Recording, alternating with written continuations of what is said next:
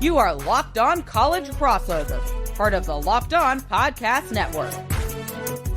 Your team every day. This episode is also brought to you by FanDuel Sportsbook.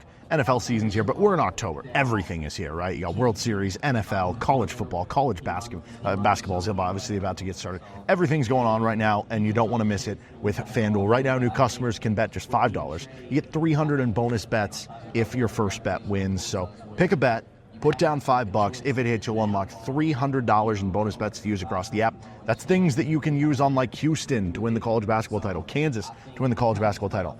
I like Darren Peterson 10-1 odds to win the Wooden Award. That's all I'm going to say. So you can check those out and plenty others over at FanDuel. What are you waiting for? Visit FanDuel.com to download the FanDuel app today and get started with FanDuel. Okay, welcome back on our Locked Over crossover episode, Locked on Coogs with Houston, Locked on Jayhawks. I'm Darren Johnson. He's Parker Ainsworth. And, we were just talking about Kelvin Sampson. Let's actually throw it to the clip so we can hear directly from the head coach of Kelvin Sampson. Where's this clip coming from? Chris Gardner, Houston Roundball Review, got the clip for us. Pretty good quality here. But you hear Kelvin Sampson's got interesting thoughts, having won the Big 12 in his first 2 years in the conference of Houston, on who the bell cow of the conference is. That's why I did mistake twisted now. Bell cow, every conference has an bell cow. Bell cow in this conference is 10. Don't get it twisted. I coached against Kansas for how many years? I can't remember how many years I was at Oklahoma.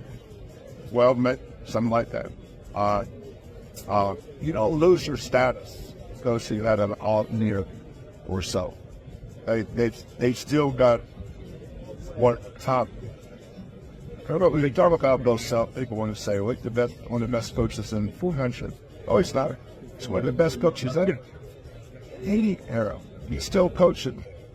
There's the fan-based. Yes, I would say this, and I say this from having been around a lot. I think the best basketball program in America is Kansas. I would take it over anybody else's program. So, everybody's gonna be territorial with their program. That's through Kentucky, North Carolina, they'll just go. But when you walk into Alabama's. Okay, so some interesting comments there from Kelvin Sampson, and obviously Houston's been the team that's won the league last year. I mean, it's not just winning the league, it's the record. It's going undefeated on the road last year. Like, that is pretty incredible. I get what he's saying, though. Like, to me, I think it's a conversation of, like, who's the best team right now versus the best program. Historically, Kansas is the best program in this conference, right? I mean, when you look at the Final Fours, the national titles, the consistent relevancy, and the blue blood status and all those things. But if you're talking best team right now in the conference, I think that is Houston. So I think it just kind of depends how you view that answer. Well, and I would actually be interested to look at, like, Kelvin again in that. Kelvin made several comments today about his transfer portal, and he is an old school guy, so there's no questioning where he stands on some of this multi-time transfer business and all of that. But Kelvin pointed out, like, in the transfer portal era, whether it's Houston, Kansas, Iowa State, Arizona, you're going to have a down year every so often because, truthfully, like, guys just move too often to not.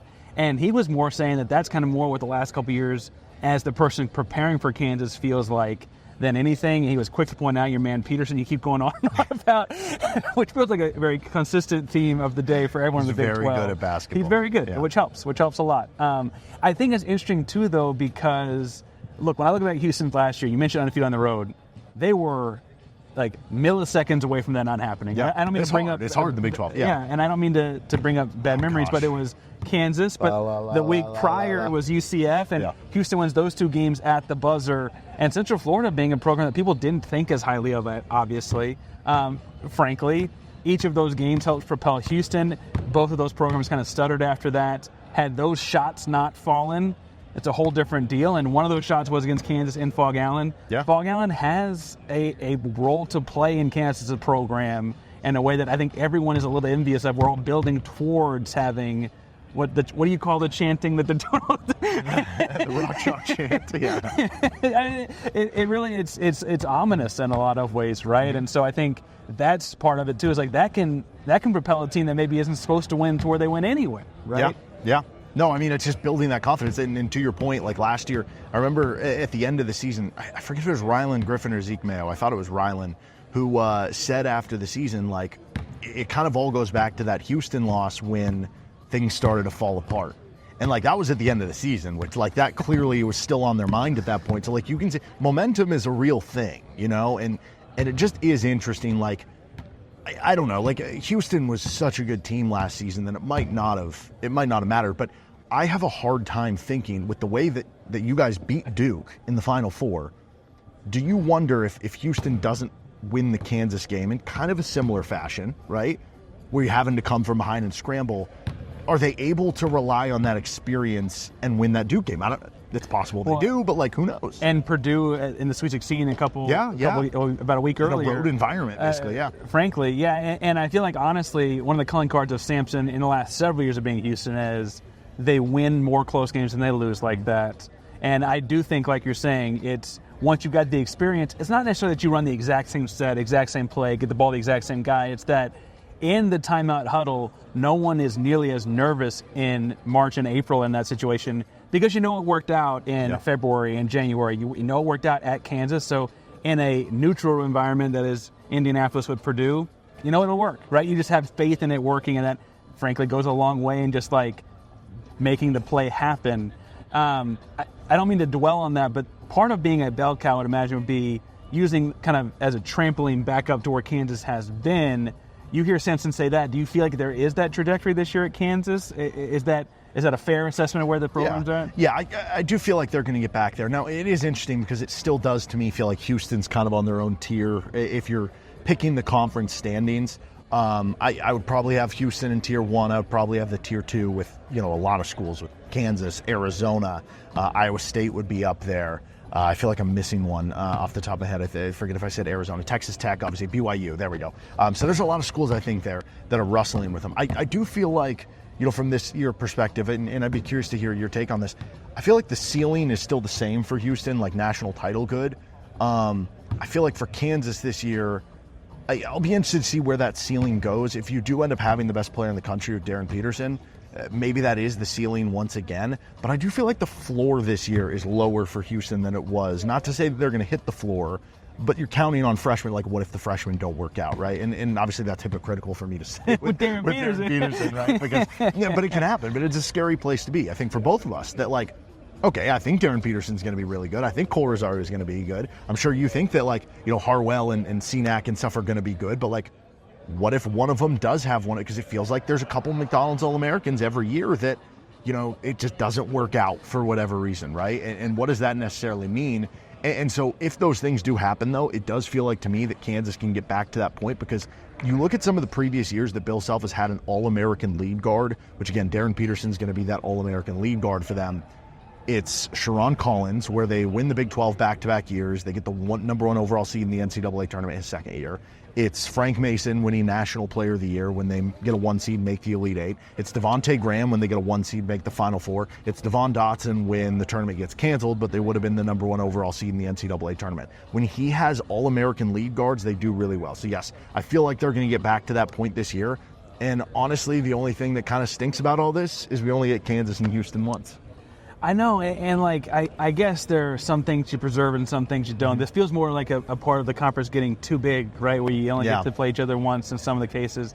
I would point, you mentioned about Houston's floor. We'll talk previewing the basketball season a lot, frankly, on Houston Channel and all of it. You're going to start at least one freshman. You're probably going to start two for a chunk of the year by some point. The second one's going to work their way in. I only think one of them is a one-and-done guy, if I'm being really honest with myself. And so that means that those other guys are going to have kinks where through. Last year, Houston was 4-3. Mm-hmm. Like, people forget because they think, but they were 4-3. I could see Houston in December also having a couple of losses and just working through that as a program, like you're saying, because they have those freshmen. But I guess there is always a chance that you don't, right? Right. And that's part of it. I think and they lower will, but floor. You know, representative to Houston, right? A lower floor could mean, oh, you got a 2 seed in the NCAA. You know what I mean? Like, it's Which is, having been a Houston fan for a while, weird. You go into 2014. I'm like, what are you talking about? All right, let's continue on with this. I also want to dig into some of our takeaways from here, and let's get back into that conference conversation, the SEC versus the Big 12, because I have an interesting take on that as one of my big takeaways from this. This episode of the show is brought to you by Mazda. Mazda crafts cars for those who do more than simply move. Mazda delivers confidence with every ride with more IIHS Top Safety Pick Plus awards than anyone else as of August of 2025. You can make everyday drives feel like anything but. From smooth handling to intuitive controls, they have all-wheel drive standard in every crossover SUV, so you can drive with confidence through almost any season. Like our players, we sweat every detail with Mazda because when you make every move count, impossible becomes irrelevant. Mazda, move and be moved.